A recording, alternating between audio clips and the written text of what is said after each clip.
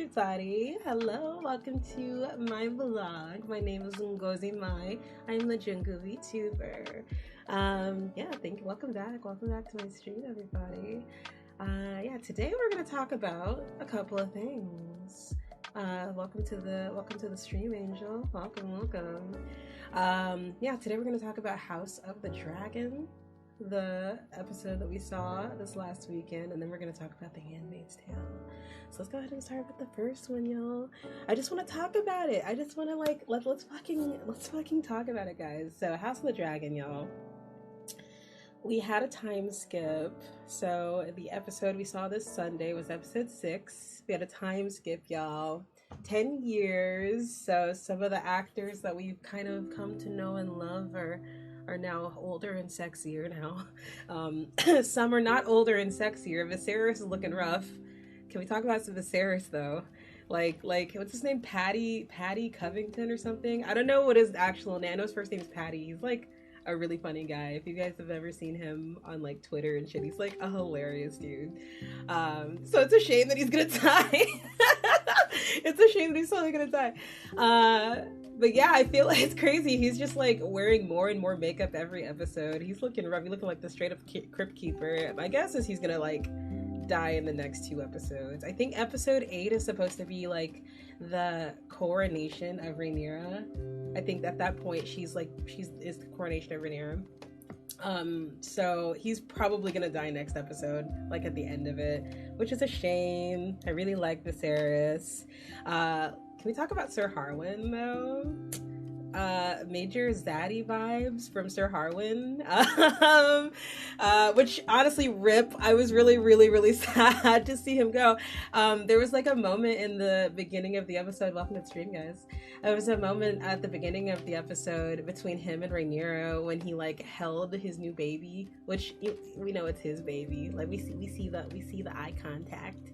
We see the vibes between those two. Those vibes are undeniable. Those are we've had sex before vibes. Those vibes are undeniable. But I just loved that moment, like them looking at each other, like him looking at his baby and them looking at each other like, we made that. We made that. I think that's so sweet. So it's so sad that he died. It's so sad he was murdered, which was like totally on brand for fucking Game of Thrones. Totally fucking on brand. Unfortunately, like that entire sequence was just very much like, oh shit, this is Game of Thrones, isn't it? And also they killed his dad too, Lionel, which is interesting. So that's how they're gonna bring Sir Otto Hightower back into the fold, which tracks. Like I would have been surprised if we like never saw Hightower again. I would have been surprised. God, what else? Fuck Kristen Cole. Okay, because in the last episode, we saw him, like, try to, propose to Rhaenyra, and Rhaenyra was just like, oh man, no, dude, we're just supposed to be like bone buddies, bro. We're not trying to be like wiped up, man. I just want to like have sex and have fun, bro.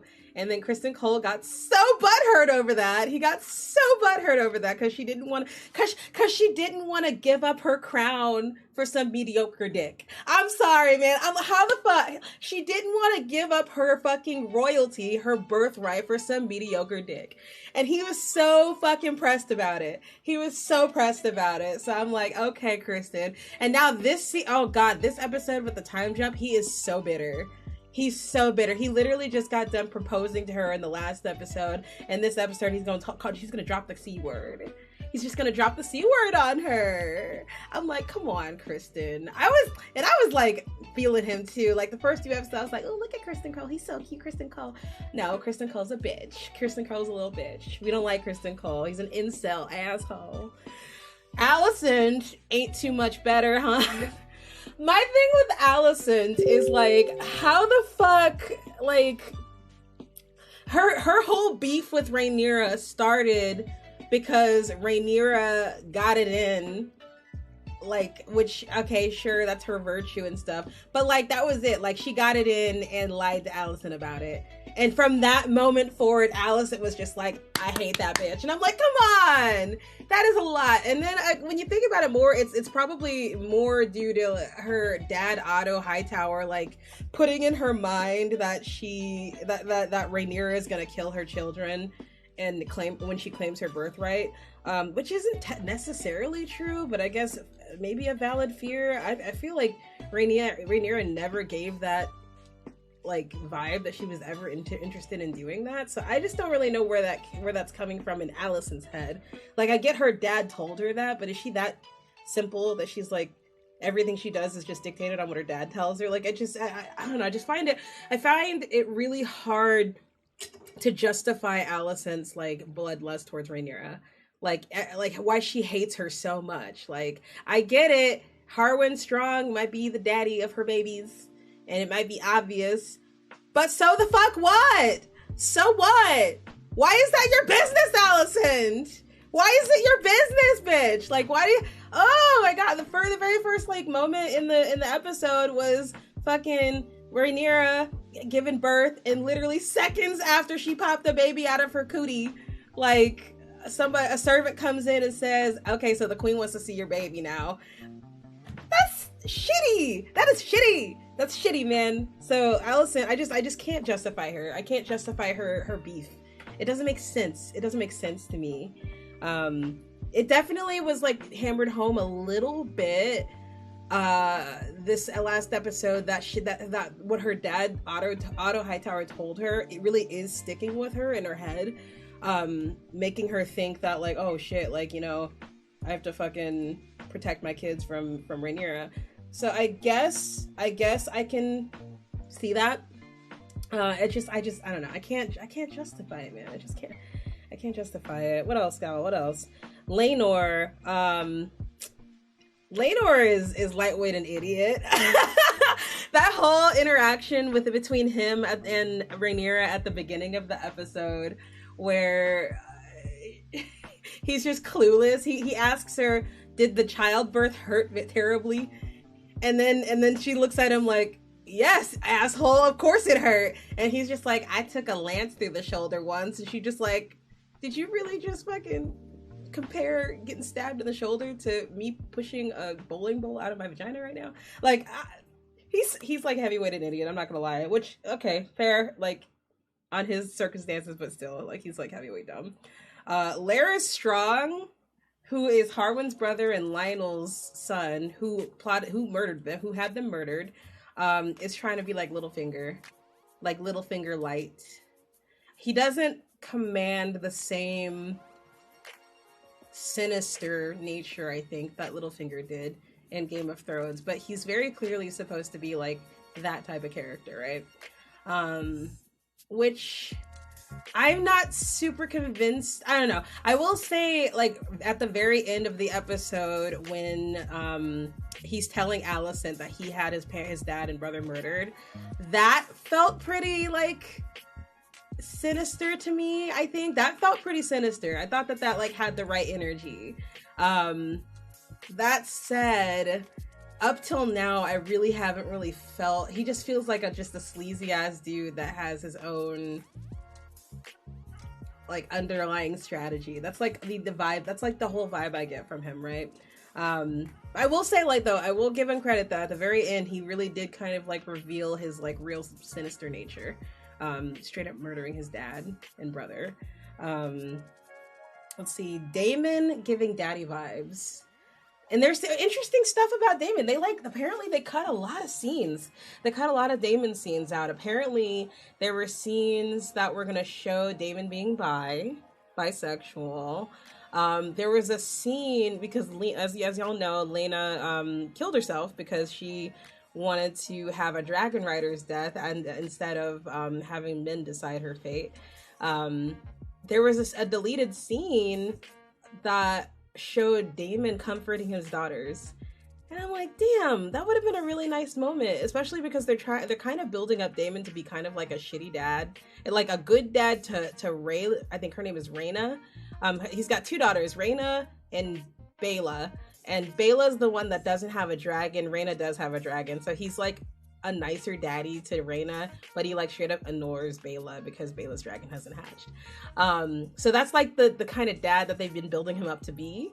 So it would have been really nice to have that scene between him and his daughters, like comforting them because they just lost their mom.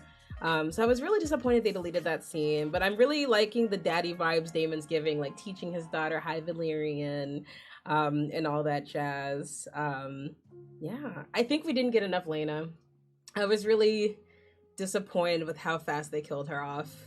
Like God, I feel like, I think the point of Lena is because her dragon is Vhagar, who's the biggest dragon in the realm right now. And I think that was her only purpose. Her only purpose was to birth Rhaena and Bela and to show the audience Vhagar. And I think that's why they killed her so fast. Even though she was a badass and her actress like killed that fucking role, I think that's the reason. That was the purpose of Lena. I think that her daughters are gonna play some pretty significant roles in the series. And I guess not rumor has it, but I think according to the story, Aemond, who is Alicent's youngest son, I think he's the youngest, Aemond with a D, is gonna ride Vhagar in adulthood. So, and apparently he's gonna be like an evil bastard. So I think that was the point of Lena, was to show Vhagar, and that's a shame. It was like a kind of a waste of a character, but I mean, it's George R.R. Martin's story. It's a complete story, so I mean, they couldn't change it. So it's a shame. I hope I see that actress in other things. But yeah, interesting choice by Rhaenyra to choose to leave.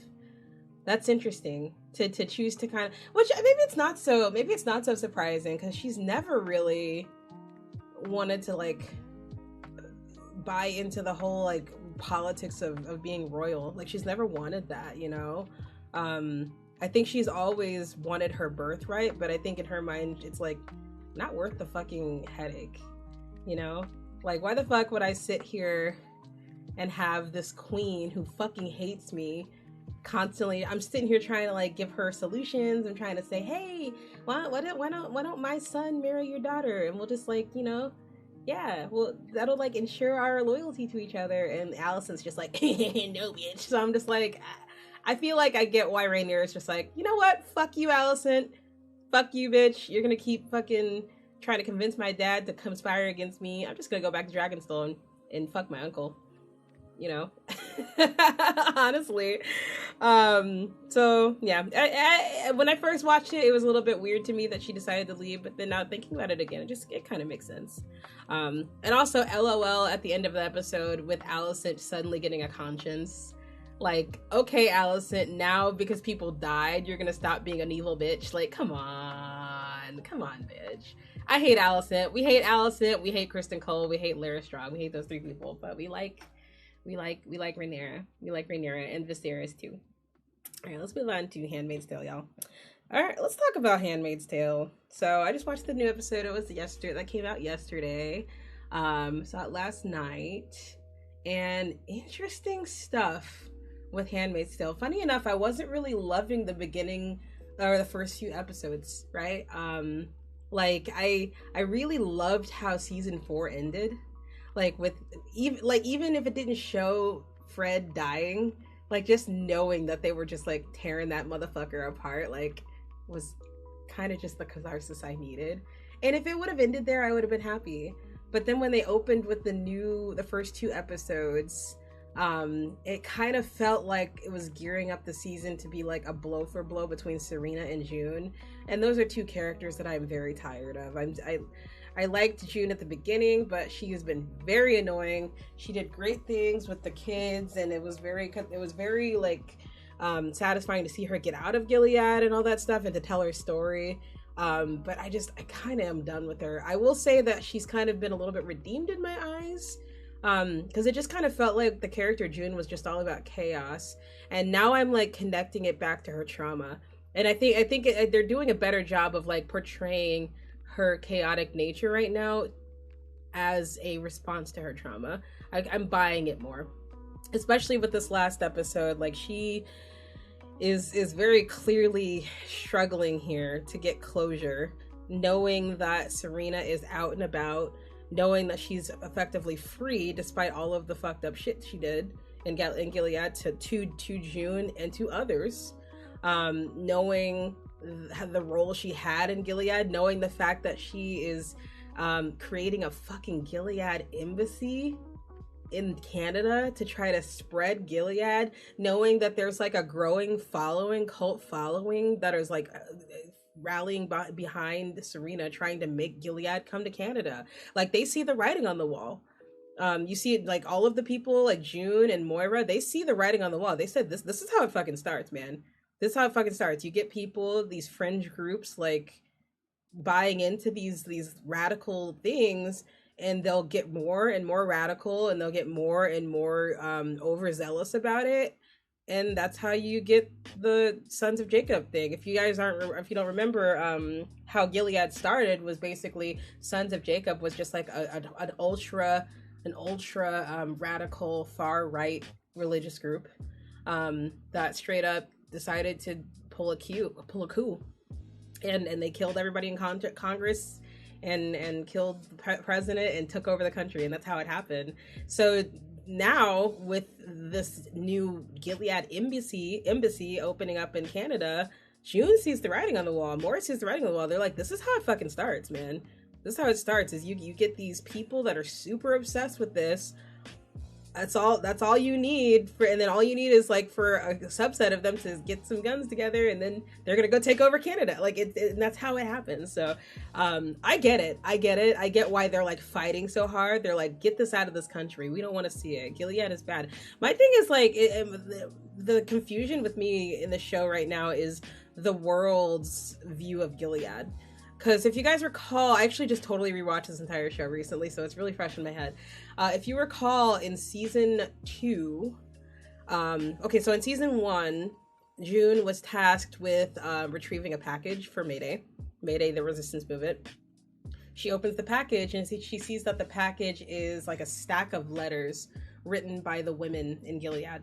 The women, the handmaids, the Jezebels, the people in the colonies, telling their stories, saying, this is my name. Because remember, as a woman in Gilead, if you're not a wife, the first thing that's stripped from you is your name. So like most of them were saying, my name is this. Don't forget me. Remember me. Don't forget me. And there was like 100 of those letters. And in season 2, those letters made it to Canada. They uploaded them online so the world knows the experience that's in Gilead from the perspective of the women living in Gilead. That was in season 2. When that happened, the diplomatic talks that Canada was having with Gilead were immediately cut off because the public perception of Gilead was so negative. It became so negative. The truth finally got out on what the hell's happening in that country. So now we fast forward to season 5, and it feels like it's very confusing from the narrative standpoint what the world still thinks of Gilead. Like, did the world forget about it? Like, they were talking about it in this episode, like that this new Gilead embassy is making connections with like Germany and Venezuela, which interesting choice with Venezuela, but still like they're because the idea is that the worldwide birth rates are down, and that's like the whole reason why Gilead was like so successful, is because they are quote unquote proving that they're increasing birth rates by forcing fertile women to have babies. And other countries in the world are seeing that as success. Oh man, so they figured out a way to get the birth rates. The thing is, in this episode, they made it seem like the countries that are interested in talking to them aren't aware of exactly the nature of how they're getting the birth rates up. Like I think they're suggesting that they're portraying the handmaids as voluntary, which I thought in season 2, when those letters came out, that the world was pretty clear that it's not fucking voluntary. So I'm a little bit confused in the narrative in that standpoint. Like, it's like they're kind of retconning that a little bit, and they're kind of like reverting back to a state where the world doesn't really know how Gilead operates for real, other than what Gilead tells them is how they're doing it, you know? like with the handmaids, like remember that state dinner they had in season 1 where they invited the Mexican government and hey, welcome to the stream, Lulu, welcome to the stream.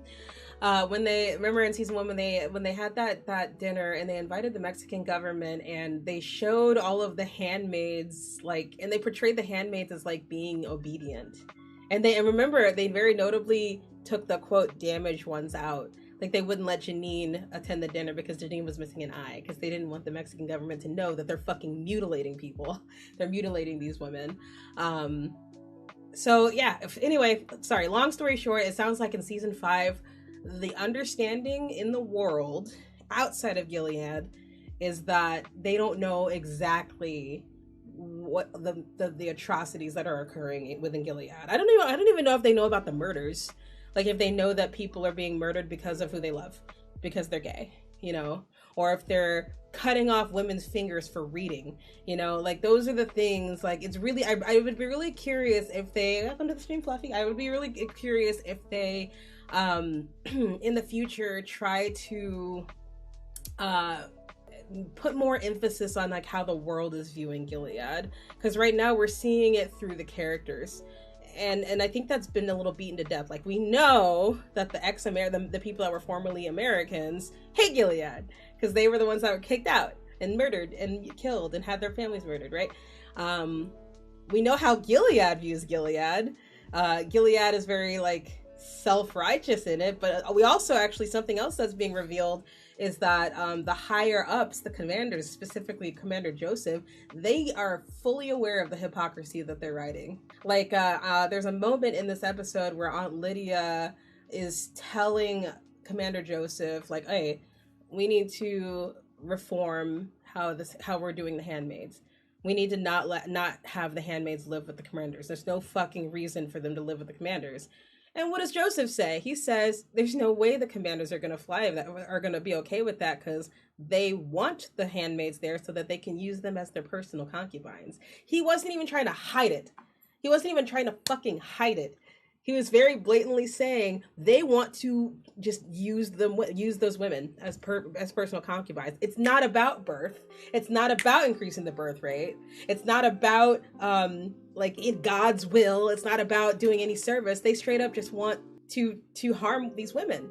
You know, it's really fascinating. That was kind of the first time we really heard, like, we've heard the commanders in the past, like, be really candid about their intentions, saying like, oh man, Jezebel, that's where we get our rocks off. But it was very interesting hearing Joseph kind of admit that they made this very explicitly a part of the system,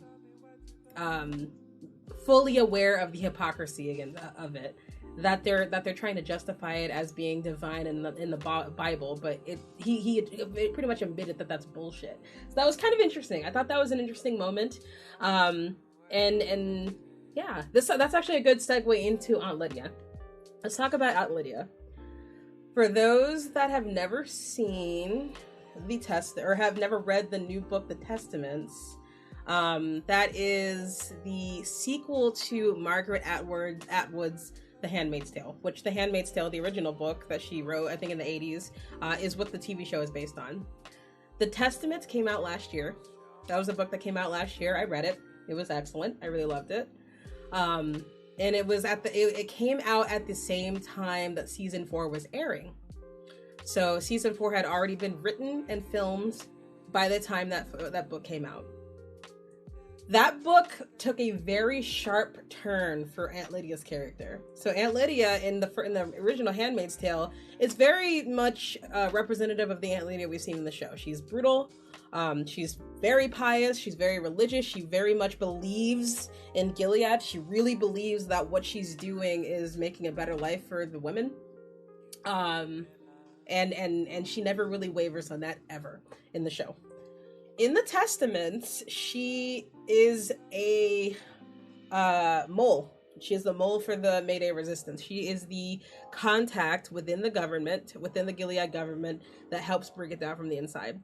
The Testaments takes place, like, I want to say like 15 or so years after the events of Handmaid's Tale, which is very much farther in the future than we are in the show right now. I think in the show, from the moment baby Nicole exits Gilead to right now, it's only been maximum a year and a half. Whereas like in the Testaments, that was about 15 years after Nicole left Gilead. In the Testaments, Lydia is she's still acting in that role. She's still acting like she's the Aunt Lydia we all know, but she is and we find out about halfway through the book, she is helping the resistance take down Gilead from the inside. She's their mole. She is like sabotaging Gilead, and we find out Gilead does fall, and it's because of her. She becomes a martyr actually in the book. And it's actually her, a fun little Easter egg in the Testaments. Ann Dowd, who plays Aunt Lydia in the show, voices her in the audiobook. So she does a really good job. Guys, read the Testaments if you haven't.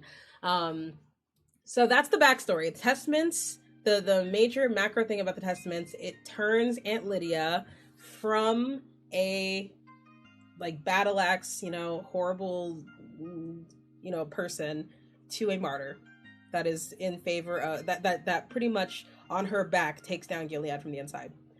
Let's go back to the show. Remember what I said. The Testaments came out after Handmaid's Tale season 4 had already begun airing. It was already done filming at this point. So the writers didn't even know that this was probably going to happen. Maybe Aunt Margaret Atwood told them that this was what she was kind of thinking. But the point being, season 4 was already coming out when when Testaments came out. So it was too late to pivot. Season 5 is the first season where the first season post Testament. So now we're starting to see Aunt Lydia have some seeds of discontent from the very first episodes, or the first couple episodes it was last episode, literally episode 3, last week's episode, when Janine is poisoned by I mix up Eden and Esther all the time. Janine is poisoned by Esther, and it's unsure if she's gonna survive. Janine has always had Aunt Lydia has always had like a close fixation on Janine. Always trying to protect Janine, seeing her as like a really strong girl, but she just needs support. And as a result, Aunt Lydia is very deeply impacted by the prospect that Janine might not survive. So we see a very powerful scene where Aunt Lydia, is pleading with God to spare Janine, that she will change. She will do anything she can to spare, to whatever she needs to do. Just tell her what she needs to do to spare Janine from death, because she doesn't deserve the death. We see later in the episode, obviously, that Janine survives. So now I think at this point, Aunt Lydia feels indebted to God. I think this is how they're going to justify her turning. I think this is how they're going to justify her turncoat. That she promised God that if God spared Janine, she would do things, quote, differently. That she would listen to Janine, and she would listen to the handmaids when they tell her about something's wrong. So I think, so that's the first part. So that was the first time where I started thinking about this, that I'm like, they're gonna take her in the Testaments direction. They're gonna change Aunt Lydia. They're gonna make her the Testaments Aunt Lydia. But that was still too early until we saw this episode. In this episode, Janine's awake and she's talking back to Aunt Lydia. She's like being upfront, you should have listened to me about Esther. You should have listened to me. That girl was abused. She really needed help.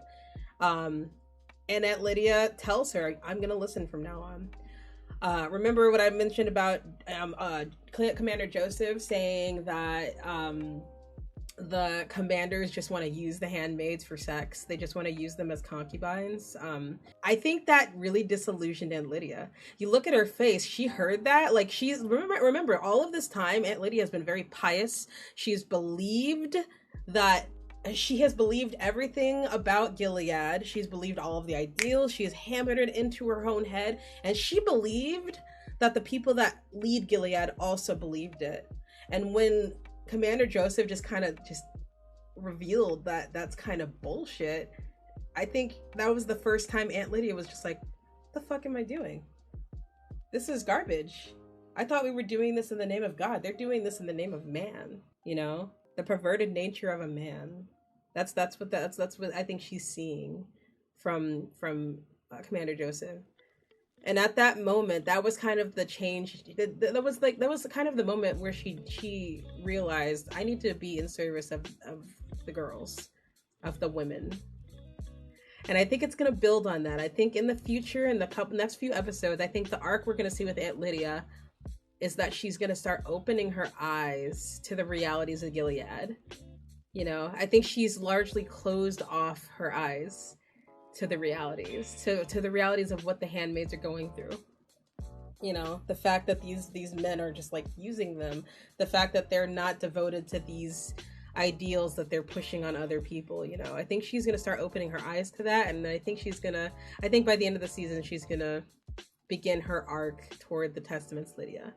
Mind you, the Testaments takes place like 15 years after Nicole has left Gilead.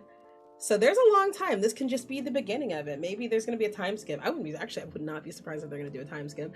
But yeah, I don't know. I think the Testaments Aunt Lydia is on her way, and I'm excited to see where that goes.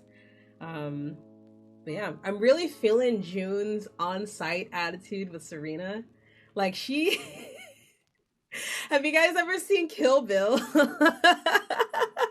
Where Beatrix Kiddo, the main character in Kill Bill, whenever she would like see one of the assassins that like tried to kill her all those years ago, her eyes would just go red, and you'd hear the music, wee woo wee woo, ba ba da ba da ba.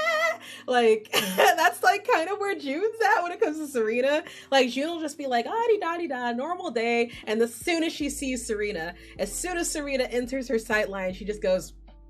as soon as she does it, and that's the trauma response I was talking about earlier. I think that's why I'm really starting to buy it with her, that this like erratic behavior she's been exhibiting is really a response to her trauma.